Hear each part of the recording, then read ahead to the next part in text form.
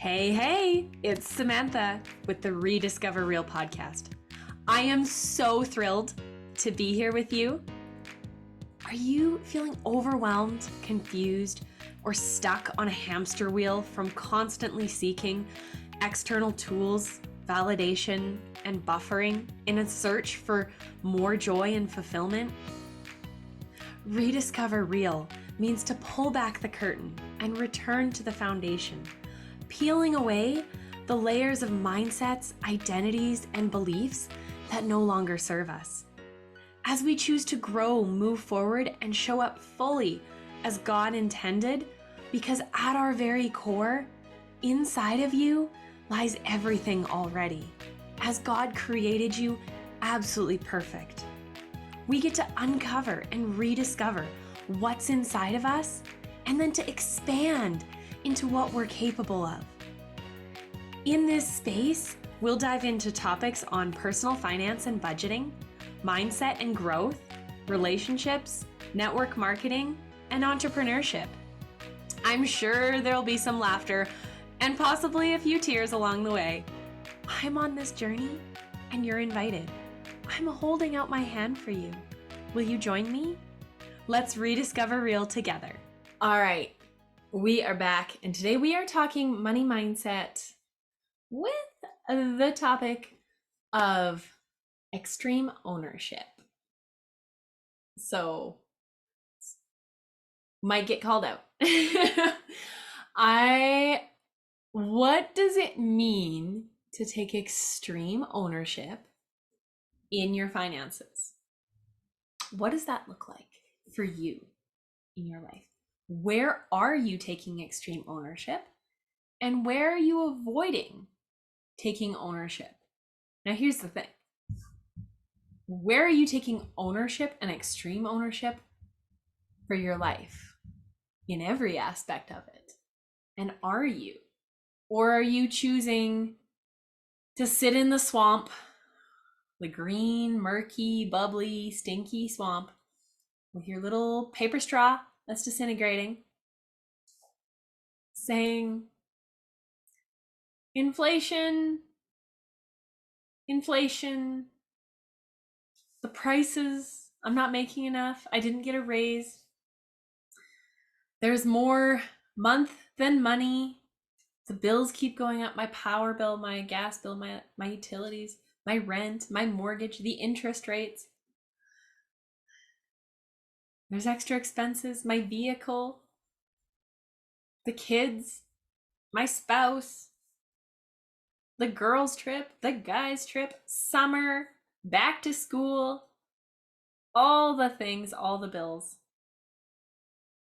Well, if it just wasn't, the latest one I've heard, people have been mad at subscriptions. They're like, well, if it was just a one-time payment instead of monthly, it's just those monthly payments or monthly subscriptions. Guess what?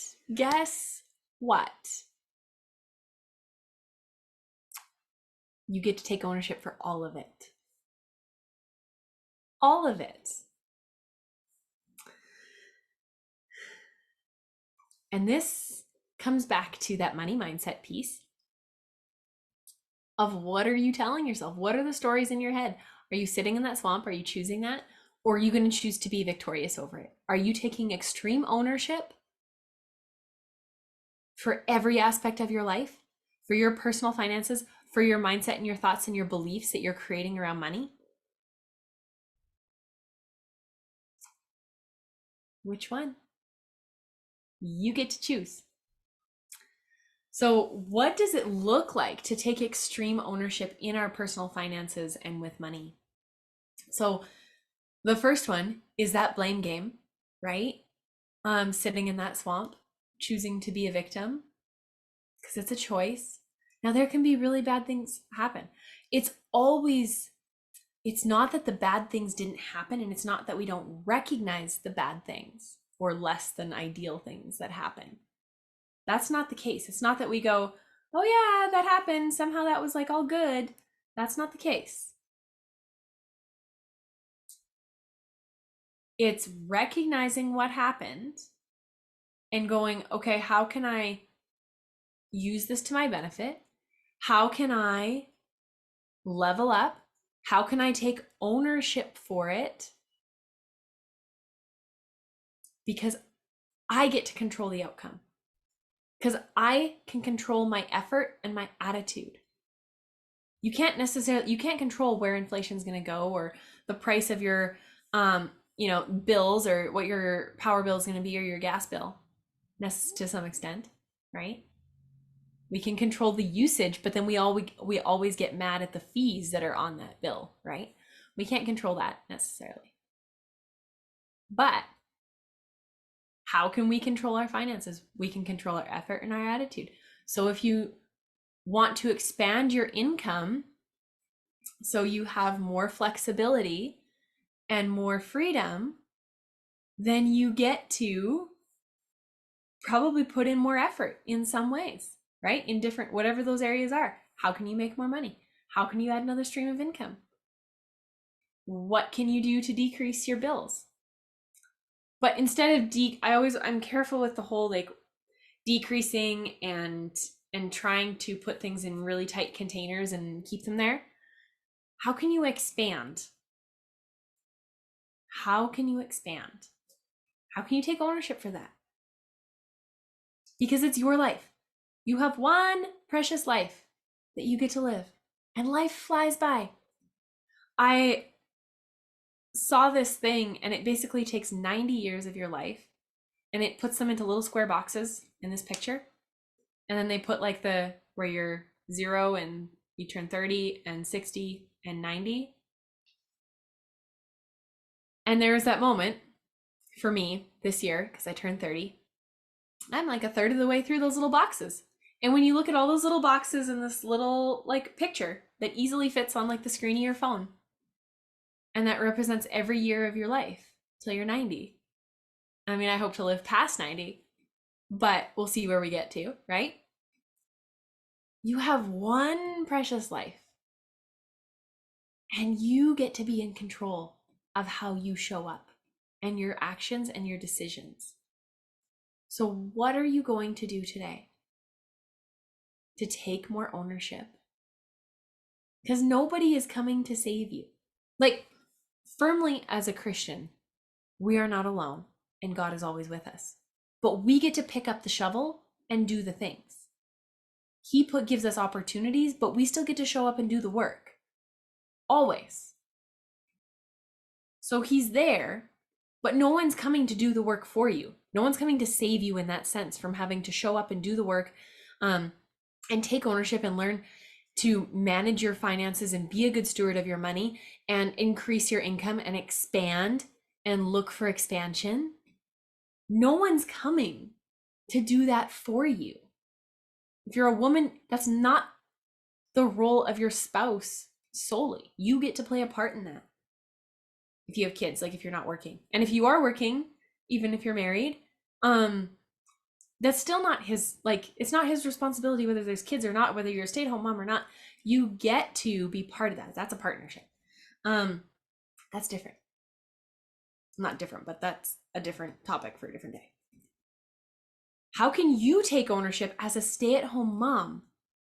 How can you take 1% more ownership for the family finances? That doesn't mean taking it over and controlling or micromanaging, but how can you steward the finances well? How can you work together as a partnership and steward the finances well?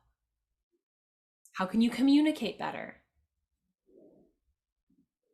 Even if he's the one who manages it or brings in the money, or if you're on your own, how can you steward your finances well? Even though you're like, well, I live on my own, I'm by myself, I work my own, I have my own job, I have my own house, like I pay all my own bills, like, isn't that ownership?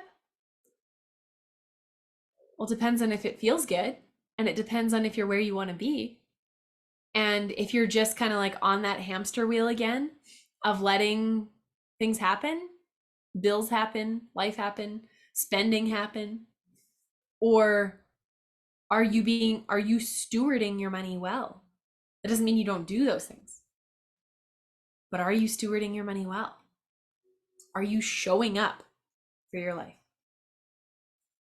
So ask yourself, where could you take 1% more ownership?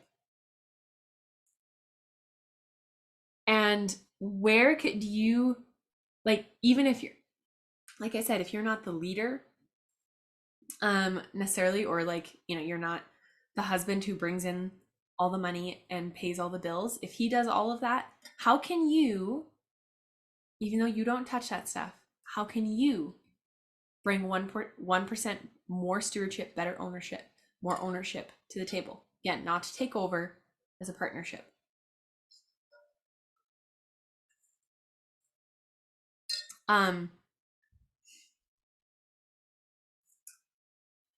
So we take ownership when we believe that taking action is not someone else's responsibility. And this is huge. It's not the government's responsibility. It's not your parents' responsibility. It's not your spouse's responsibility. It's not your boss's responsibility. It's not your upline's responsibility. It's not anyone else's responsibility but your own. You get to create. So where are you going to do that? Where do you get to step into this? And let it be easy. I don't want you sitting there right now going, oh, this is so depressing. And that was like a really hard episode to listen to. And I just didn't want to hear it. I wanted to turn it off. Let it be easy. It doesn't have to be hard and soul sucking and difficult and grinding. That's not what I'm saying at all.